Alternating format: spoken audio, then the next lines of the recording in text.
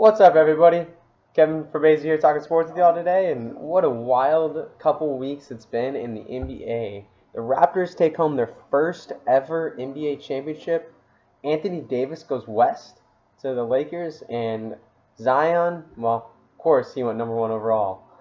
But let's start off with the NBA Finals. So it was, in my opinion, a little bit of a lackluster series.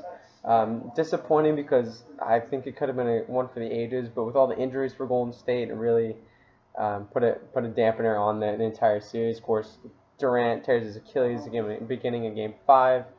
Klay Thompson tears his ACL in the third quarter of Game 6, and really, it was just Curry and a bunch of guys out there at the end. Draymond not really living up to the billing as much during the finals. I mean, doing what he can, but not an offensive force. And so it was a one-man game with Curry. Curry couldn't really do anything in the fourth quarter, and well, the Raptors win their first championship. Hats off to them. I will say I feel like there was kind of a misconception coming from these NBA finals and in the playoffs as a whole. Everybody was talking about how great Kawhi Leonard's been, and he was tremendous throughout the entire playoffs. But there's this narrative that the San Antonio Spurs kind of held him back, and I want to pause there for a minute because if you actually look at the numbers comparing his playoff run between 2017 and 2019, well, surely Kawhi Leonard's numbers were way better in 2019, right? Wrong. Actually, in 2017 with the Spurs, he had a higher PER, I believe like 31.6 compared to about 29 in this playoff runs, and more win shares per 48, I think about 0.35 compared to 0.29. He did not score as much, I believe, as he did this playoff run, but he was a better defender during that 2017 run. And if it weren't for getting hurt in that game against the Warriors, the Zaza Pachulia, I think, heck, it might have been an even more impressive run. So let's just slow down in the narrative that the Spurs held him back, because in 2017, Kawhi was as good or better. Now, not to take away anything from what he did this year. He was phenomenal, but he was phenomenal 2 years ago. And yes, Kawhi showed that he's great again. So hats off to him. Congrats to the Raptors. But the big topic of the day, what I'm most excited to talk about, is Anthony Davis to the Lakers. What does this mean? The Lakers give up too much. They shipped off all their young guys, and all of a sudden, you're left with Kyle Kuzma, LeBron, and AD. And the title favorites? Maybe? I don't know. But starting off, a lot of people were saying Lakers simply just gave up too much, giving up Lonzo and Ingram and Hart and first-round pick over first-round pick. I mean, heck, Pelicans practically control the Lakers' drafts for the next 5 years. I think they get 3 first-round picks or something like that from the Lakers, plus swaps and a couple other drafts. The Pelicans came away with a haul, and rightfully so. I mean, Anthony Davis is one of the most talented players we have in the league, and while he hasn't maybe had the most success on a team, winning games, he's been one of those dominant forces when he's played, and so rightfully so. I mean, the Pelicans got quite the haul, but I mean, I think if you're the Lakers, this is exactly what you set out to do. You want to pair LeBron with another star. I mean, you can't wait around for these young guys to develop, because, I mean, LeBron's 34, 35, he's getting up there in age, and you can't expect him to keep going back to the fountain of youth.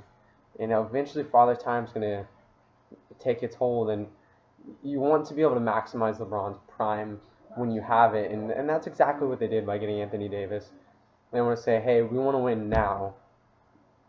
Rightfully so, with LeBron, who I feel can still stake a claim to being the greatest player alive today. And many people are saying, well, I mean, it leaves them with nothing. It's actually a pretty big deal if they were to hold on to Kyle Kuzma. It gives them another scoring option, that kind of third guy that a championship contender needs, a third scorer. But he's not necessarily a guy that needs the ball in his hands a lot. He can play off of LeBron and AD, and I think that you're going to have some good chemistry there. LeBron is going to play like the point guard, point forward type role. Anthony Davis can be a lob catcher, jump, pick and pop guy, pick and roll. It's good on the block, can stretch the floor. It's a good fit with LeBron. truthfully speaking. And what it just came out today is that the Lakers were actually able to get AD to not only waive his $4 million trade kicker, which is huge for their salary cap going into the summer, but they're also able to trade Mo Wagner, Jamario Jones, and Isaac Bonga to the Wizards without taking any salary back, which means they now have $32 million in cap space. And well, why is that a big deal? Well, that's a number. That's a magic number. That's how much you need to have a max cap slot. So that means that they can offer the max to Kyrie, to Kawhi, to Kemba. Now the Lakers become a free agent destination for these guys because now they actually have the money to pay them. And it'll be really interesting to see who goes there. I think there are a plethora of players that make sense. You know, the long shots that have been mentioned are the Kawhi Leonards, which I think at this point is relatively unlikely. I feel like he probably either ends up staying in Toronto or going to the Clippers. Next door, seems like Kawhi kind of wants to be his own guy, doesn't want to necessarily team up. But I mean, LeBron is LeBron James. You know, if there's anything we know, he's got sway with a lot of players around the league, and maybe he can pull off a recruiting pitch. I mean, he got Dwayne Wade to play with him, he got Chris Bosh to play with him, and Anthony Davis clearly wanted to play with him as Davis pushed and pushed for LA. And the second one that I think is a long shot, but we'll talk about why it's maybe not as big of a long shot as before. So now it's Kyrie Irving. So Kyrie Irving, it sounds like it's pretty much a done deal to Brooklyn, but there's a little bit of an asterisk there. Brooklyn reportedly really wants Kyrie, but they're unsure if they just want Kyrie. They were thinking all along they would get a Kevin Durant or somebody like that to pair with him, and without having that second star to go with Kyrie, they're a little hesitant to go all in. And we could look up in June 30th, the Nets back out, go ahead and offer a big deal to D'Angelo Russell instead, which, I mean, maybe it doesn't make the most sense for the Nets, but I think after seeing what the Nets or what Kyrie Irving did with the Celtics last year, how he kind of tore down all the young guys, maybe the Nets are a little wary of Kyrie doing the same thing with very similar kind of roster construct. The Nets are a very young team with Karis LeVert, Spencer Dinwiddie, and co. That, you know, is Kyrie really going to be good for their development? And so if the Nets back out on Kyrie, I mean, then he's left to be like, do I want to go to New York and go with KD, but KD's not going to play for a year, so then Kyrie's just kind of sitting on a bad team, trying to do something with a bunch of, quite frankly, scrubs on the Knicks. Does he want to go back to Boston where he's burned all the bridges? I don't think so. I think Kyrie has made it pretty clear he wants out. And then that leaves Los Angeles. Team up with LeBron. It sounds like that he and LeBron have reconciled a bit. Now Anthony Davis is there.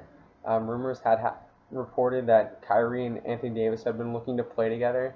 I mean, it makes sense. Kyrie as the kind of the third guy with Anthony Davis and LeBron, and we've kind of seen that before, right? With Kevin Love. Kevin Love, Kyrie, and LeBron won a championship. And so I think it could be an interesting fit there.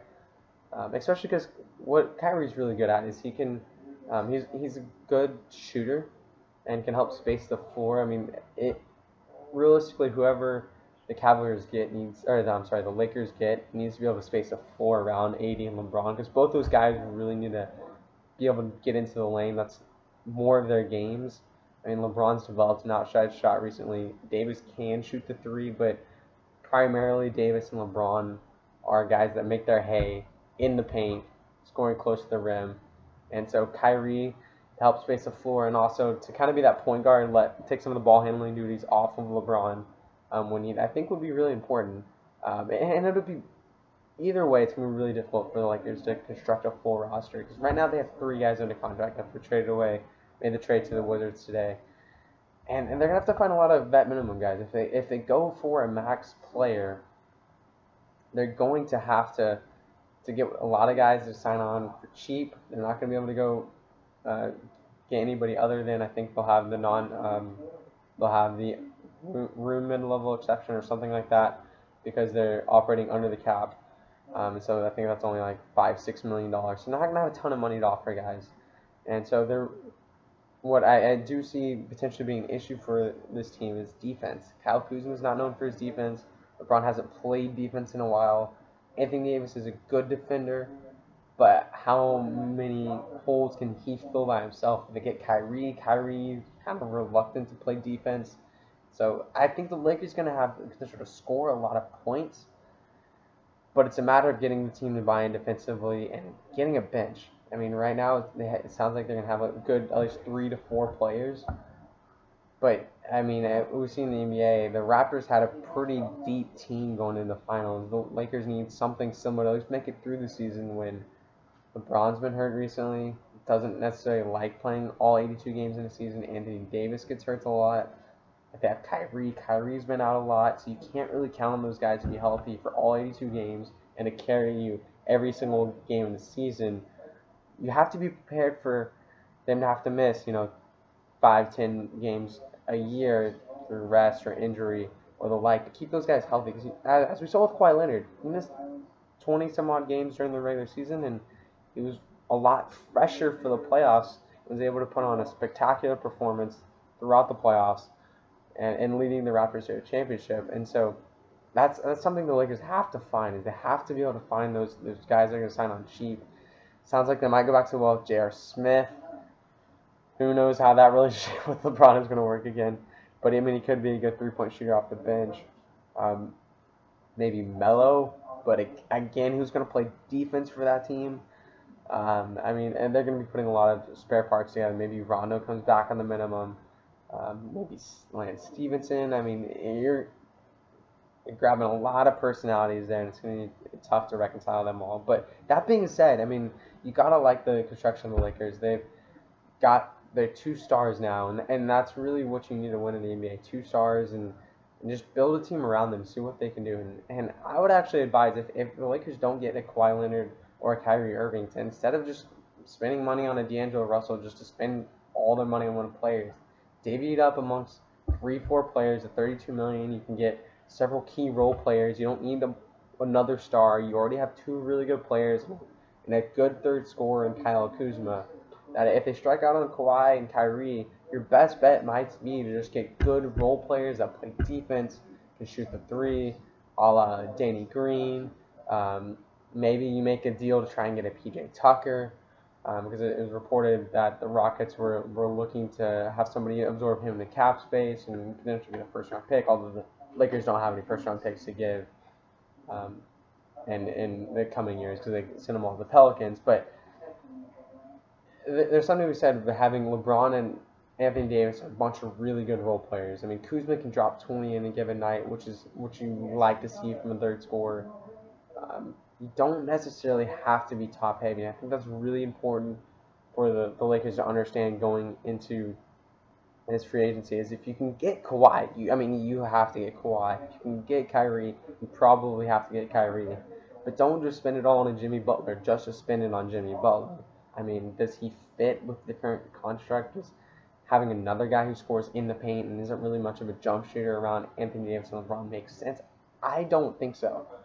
And so, I mean, you could see them potentially throwing their money at Jimmy Butler because they want that star. But, I mean, as we've seen recently, the Warriors have been great because they built a great team. And yes, they did get Kevin Durant, but they had a lot of really good role players. And Andre Iguodala, Sean Livingston, and Andrew Bogut a few years ago. They had players that were really good in their role. And if the Lakers just have a bunch of scrubs coming off the bench, I mean, you're missing one of the most important pieces of a championship team, and that's depth. Anyway, I think it's going to be an exciting year. The Lakers and all that they're doing have just added an extra layer of flavor to the offseason. Where's Kawhi going to go? What's going to happen with Kyrie? Where's KD go? Is Klay Thompson really considering the Clippers? It's going to be a fun summer, guys. I hope you enjoy it. Thank you so much for listening. That's Kevin Probasi. I'm signing off. Thanks.